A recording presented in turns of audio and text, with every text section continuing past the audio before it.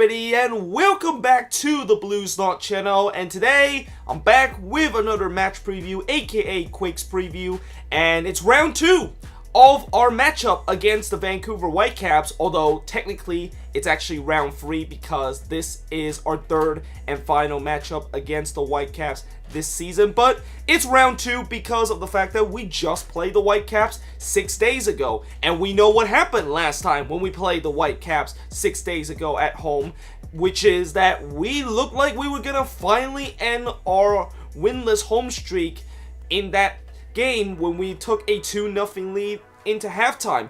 But in a span of 9 minutes between the 58th to the 67th, we found ourselves conceding 3 goals and end up losing the game 3-2. And that's just another many things that is the reason why being a Quakes fan is absolutely depressing, and the numerous reason of how we can lose a game this season. But, you know, obviously coming into this game against the Whitecaps, we got to learn our lesson from the last game. And I think the biggest lesson we got to learn from the last game is don't switch off at any point of the game. In that game against the Whitecaps, I thought we actually played pretty decently.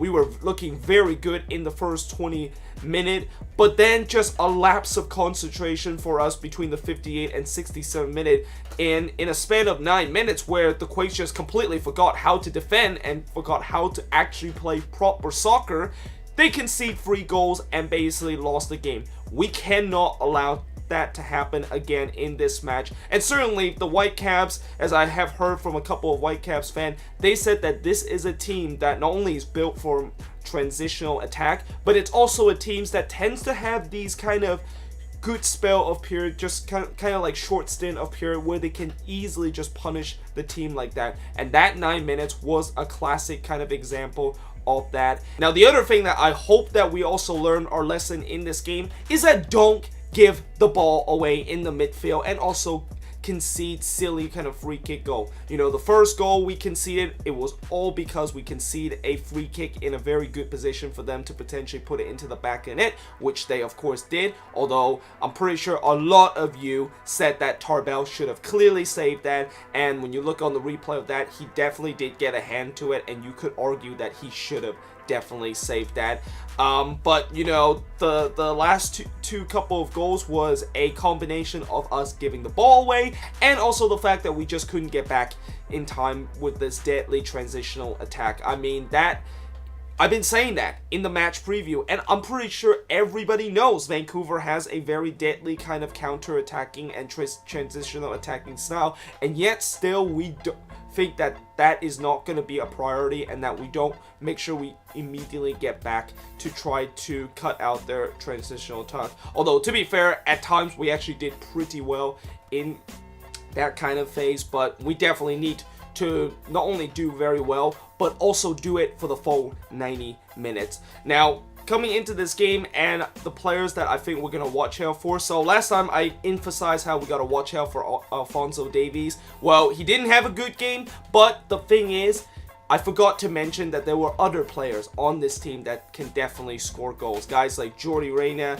and also Christian Teixeira. Those guys are also very dangerous kind of player. But hey, at least I got Kai Kamara as one of the players that I thought potentially we got to watch out for. And you know, whenever I talk about the guys that we got to watch out for, those guys always tend to score against us, and that's what happened to Kai Kamara, scoring that winning goal and scoring that third goal. So it's almost as if I shouldn't be mentioning the guys that we got to watch out for, because those guys are always tend to score against us. But alongside the guys that I mentioned in my last preview of the Quakes versus the Whitecaps a week ago, you know, we gotta still watch out for Alphonso Davies, we still gotta watch out for Kai Kamara, and also we still have to watch out for Kendall Watson, especially on the set piece kind of chances. Now, in terms for the starting 11 that I think I'm gonna put in this game, and I'm gonna say that this is my starting 11, and most likely this probably won't happen because you know Michael Starhay and his thing about not giving youth player a chances, and how I'm all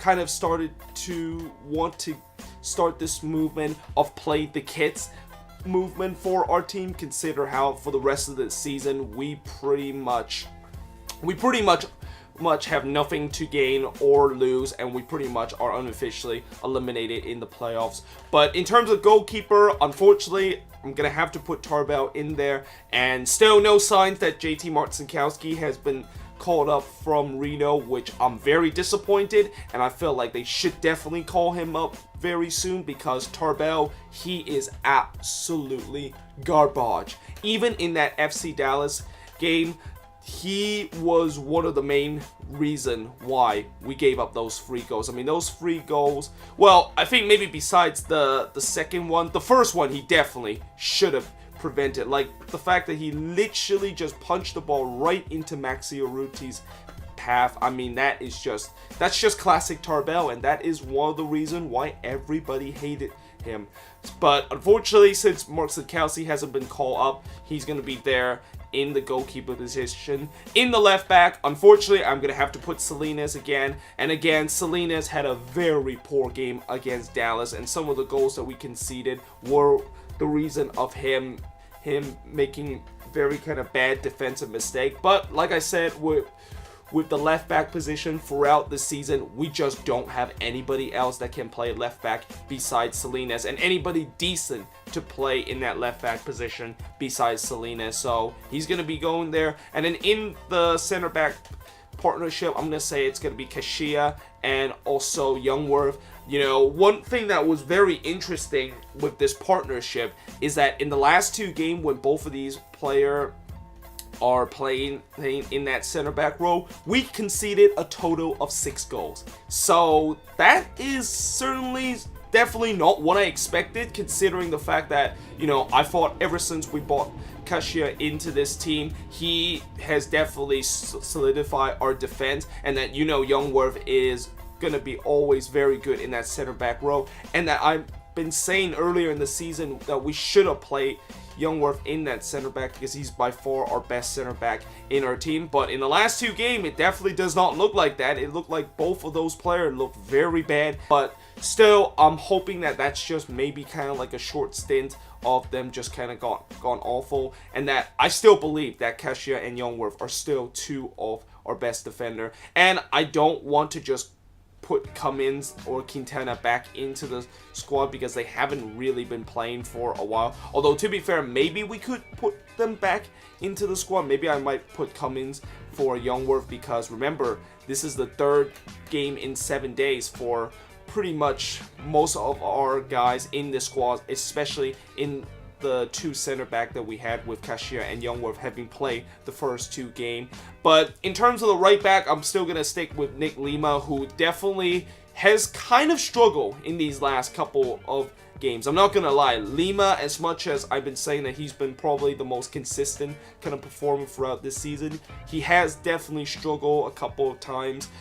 In the last game, he didn't look very decent at all. But, you know, I'm of course going to give a pass to Lima for not having a good game in the last match, because he's been, like I said, one of our most consistently good performer in our squad. And if we did not have Lima in that right back position, we are literally screwed in that right back position. Like, we do not have anybody else on that right back, just like how we don't have anybody that can actually play solidly in that left back position. Now, in terms of the midfield, I am going to say it is going to be Jackson Yu and also Luis Felipe that is going to be there. Speaking of guys that has been consistently pretty good so far this season, Felipe has certainly done that. And, you know, Felipe, who just won I think now he has kind of won his starting role for the Quakes in that midfield in these last couple of games, because of that consistent kind of performance. You know, he's definitely gonna be one of the guys that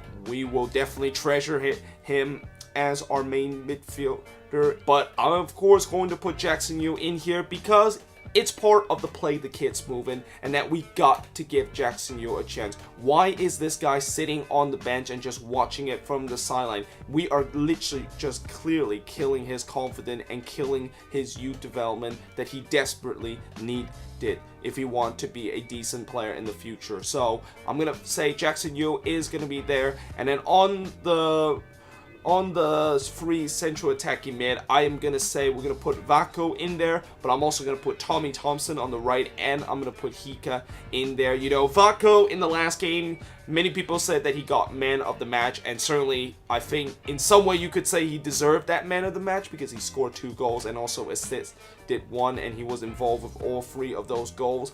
But the thing is, Vako, in terms of the goals that he scored, man, it was very fortunate for him to score the first 2 goals. I mean, the first 2 goals was pretty much identical goal, where the only reason why he was able to score those goals was because Dallas did a very poor job trying to clear the ball, and somehow he kind of got a couple of lucky bounces in the box that goes into his way, and that he was able to find his way through on goal and basically put it into the back of the net. And if that wasn't the case, he probably wouldn't have those 2 goals. So as much as people were happy with Vako's performance and that he got man of the match, there was still some things that you could say that he definitely improved, like that he needs to definitely stop being selfish, as I'm still seeing him just kind of being selfish and not really look for the open man. Now, in terms of course going forward in the striker position, I am going to say Wando is going to be playing in that striker position.